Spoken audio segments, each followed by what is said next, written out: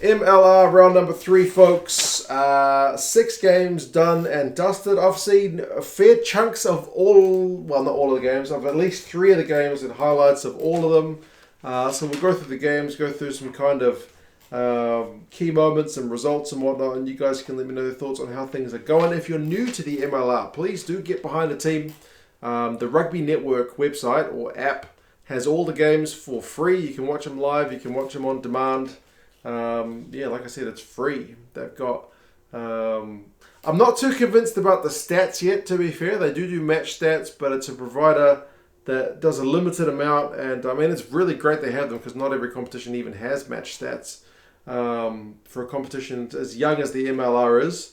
And they are starting to appear on ESPN, their rugby scoreboard site, which does all the match stats, but only scores thus far. So yeah, kind of ticking along. But like I said, if you're new to the MLR, I am still kind of new to it myself. I'm learning who the key players are and where the teams are at. There's a lot of chopping and changing sometimes between seasons. But yeah, pick a team, watch their games, and see if you can get behind one of them. Because there's been, you can look at the scores this week, some pretty close results.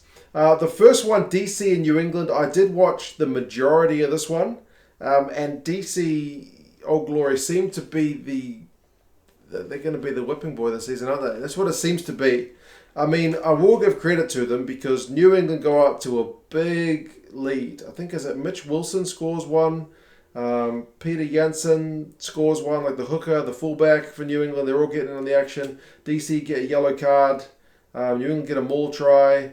It's like 17-3 and then 22-6. New England are kind of running riot, but to DC's credit, they do hit back through their own fullback. Sheehy sets up the right winger before halftime, and second half DC get a maul try. So it actually comes back to 22-20, which is respectable, but DC can't convert their chances. New England just too good. Bodine Waka, if you haven't seen him play, he always cuts it up at minor 10 level, and he's looking really good in the MLR as well. He's really running the show. Set up one of the tries for Wilson, the fullback, with a little dinking kick. So 41-25. DC did get a kind of consolation try at the death, but unfortunately for them, last try does not win. 41-25. So New England are 2 from 2, second in the East. What a start. DC are none from 3, unfortunately. So they're 6th in the East. DC will host Toronto next, and LA awaits New England in LA. So that'll be a good test for where New England is at. The second game, ATL and New York. Both teams going into this one unbeaten, although New York have played one game less just because they had the bye in the first round, and New York had quite the start. If you haven't seen Ed Fidel play, he's a Samoan winger. He is absolutely on fire in 2 rounds for New York. He scored a game winner last week at the death. He scores, I think, the opening one in this game. He gets a try assist in this game. He has been absolutely on fire.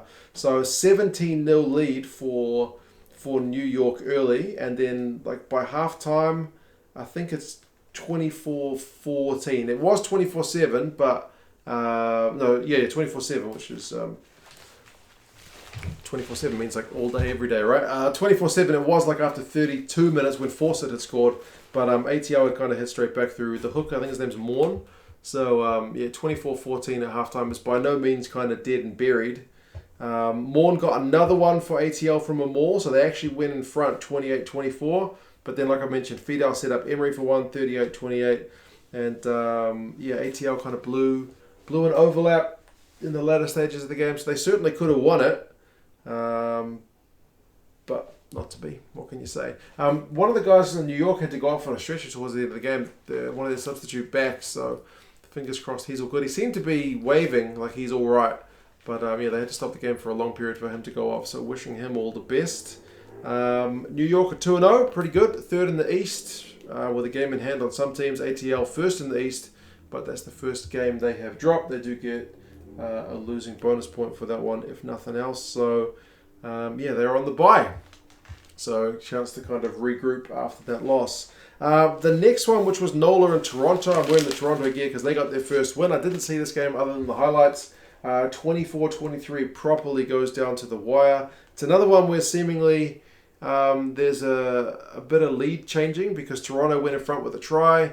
NOLA kicked the penalty, then got a try, so 8 points to 7. That Brock Webster, the left winger for Toronto, gee, he's quick, isn't he? He looks like absolute lightning. He's one guy that I'll be certainly keeping an eye on if I can catch some more Toronto games. NOLA for that one, like they went for the intercept because it was spinning out wide. And it's like if you get it, it's 7 points for you. But if you miss it, 7 points for the other team. And they missed it. So shooting out of the line. Didn't get it done. But yeah, the game was close right until the death. Toronto managed to slot a penalty on like 76 minutes to go 24-23. And that's the final score. So yeah, NOLA not able to pick up a win yet, which is a tough start for them. They are 5th in the East with that record. Toronto are 4th in the East, getting that first win. So, yeah, they'll be looking to back up Toronto because they've got DC next. And as I said, DC aren't looking good. So Toronto will want to be ruthless and continue that. NOLA are on the bye. It looks like 3 teams are on the bye next week if the schedule I saw is to be believed. The next game, Dallas and Houston. Man, I saw like the first 3 quarters of this. And then when I saw the final result, I was kind of shocked. Because Houston seemed to score like 3 tries in the final 10 minutes to come back and steal this one from the Jackals. Jackals' first ever home game. Good support for them, but yeah, not able to get them over the line. Maybe just fitness? I don't know. They played really well, and up until this point, Dallas's defenses looked okay, and their attacks looked pretty average. But this game kind of goes against that logic because they managed to score 33 points and concede 38. So there's a fair bit of attacking going on and maybe not enough defending. Houston had an early lead, 7-0, but Dallas managed to even it up 7 points apiece. Dallas went in front 14-7. I think the Jackals mauled it. Their maul was really getting some pay. Dallas did get a yellow card. It was their captain. What's his name? Damanum? It was some off-the-ball stuff, which was just a bit of... Usually the refs just tell them, settle that stuff down. None of that. But he got a yellow card for that one, which was kind of tough. And then one of the Houston guys got red carded when he was kind of jumping up to block a play and ended up elbowing one of the Dallas guys on the way down. So that was a red card.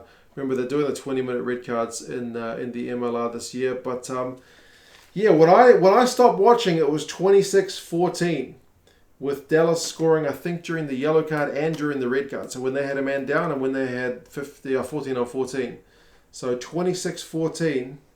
But then, yeah, I watched the highlights and then in the final 10 minutes, Houston able to run in 3 tries. Christian Dyer, American international, he gets one himself at the death. That's the winner. And he sets up one as well. So heartbreak for the Jackals guys. First home game. They were so close. But they can certainly take heart from that performance even if they didn't get the win. I know it's going to be, it's just a brutal one. But yeah, so Dallas are none from 3. They are 7th in the West. But they've got a couple of points out of it, which is at least something. Houston are 4th in the West. They are 2-1. They're home to San Diego, which could be a pretty interesting one. Houston, still not quite sure where they're at. Like, they beat the Giltinis, the defending champions, in their first game, and then lost their second game. Weren't that convincing against Dallas in this game, so yeah, it's kind of hard to say. One team that is convincing is the Gilgronis, the AGs. They are looking the business. They're looking like the best team so far, aren't they? They've been rocking it. 24-10 over Utah. Now Utah, really good team last year. They got a none from 3 record after this one. Utah haven't been smashed in their games. This was, I think, their biggest defeat. Yeah, it's kind of hard. I guess it speaks to where the AGs are, that they can beat Utah 24 points to 10. Actually, was this game played in Utah? I feel like I've got the markers around the wrong way. I'm pretty sure it was. But yeah, Utah under heaps of defense. I've only seen the highlights for this one. Utah were under heaps of pressure early. There was no scoring until 30 minutes when Bryce Campbell finally went over from close range for the AGs. So it was 7-0 at halftime. AG's had seemingly been held up like twice. Utah kicked a penalty after a big scrum in the second half to make it 7-3. But then some soft defence. I mean, Mark O'Keefe went over, make it 12-3. And then I think he got a second one to make it 24-3 later on in the game. I mean, Utah did get a consolation try.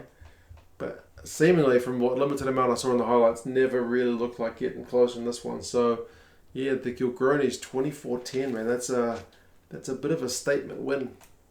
Because, as I said, the Utah were in the playoffs last year. I know they're none from 3, but they've got, I think, 3 losing. Well, they got 3 points. Must be like 2 losing bonus points and a 4-try bonus point. So, yeah, they weren't able to have a comeback. They've had comebacks in their first 2 rounds and not gotten quite over the line. They got not even that close this week. So they're 6th in the West. They're on the bye. The Gilgronis have got Seattle away. Now, AG are 3-0, first in the West. And Seattle are also 3-0, second in the West. So that's going to be a heck of a game. That's probably the game to watch next week, I reckon. Speaking of Seattle, they've pipped San Diego 31-28. Again, highlights for me for this one. You saw the likes of Nonu and Joe Peterson stepping up early for the Legion. Kind of Peterson chip and regather for the first one, 7-0. Lopetti, though, hit back for Seattle. He got a couple in this game. He's the inside center. He looks pretty good. 7 points apiece. Marius and Augsburger American Internationals combined for another one for San Diego, so 14-7. But then Hutting for Seattle, another American International, played a couple of games for them. Loose forward. He got galloping in some proper space, didn't he? So he's looking in pretty tidy form. He gets a couple. So, yeah, really back and forth game, which ends 28-31. So very, very close. I mean, Seattle had a 10-point lead in the second half, but San Diego brought it right back. But, yeah, Seattle just able to hold on. So, like I mentioned, Seattle have got they've got the Gilgronis next, and San Diego are away to Houston. So, yeah, it's going to be kind of interesting to see the likes of a 3-0 side go up against a 3-0 side, because there's not much of that going on. It's the only 2 sides with that record, but then potentially we could see the Free Jacks and New York have that record once they play their next game. So next week with 3 teams on the bye, but it should be a pretty interesting round.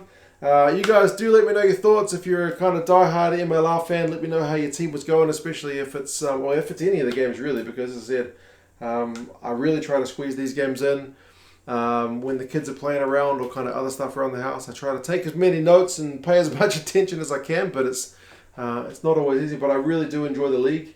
It is fun. It's great that it's free to air. It's great to see it growing. It's great to see all the stats. It's great to see the scores are now on ESPN and whatnot. So yeah, really pleasing. If you're wondering where the Giltinis are, they were on the bye, so they are playing next week. But yeah, you guys let me know your thoughts on the games, and I'll talk to you guys again soon. See you later.